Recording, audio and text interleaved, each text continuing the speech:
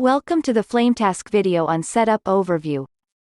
After signing up for the site, this is the first section that should be filled out.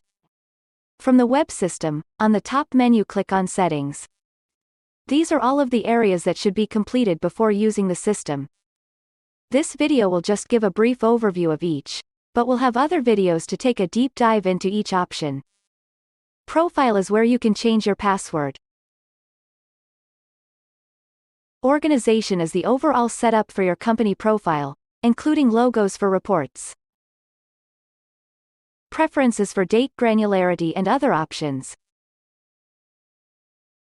Users is to set up users to be able to log into the web system or mobile. Custom fields is how to add custom fields for site, models, and equipment fields. Equipment types is define overall categories or types of equipment, such as fire extinguishers and smoke detectors. Site types is for separate then scheduling preferences of a site so they can be scheduled special.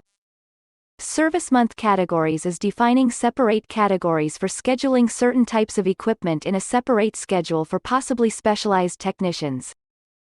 Thanks for watching the FlameTask video on Setup Overview.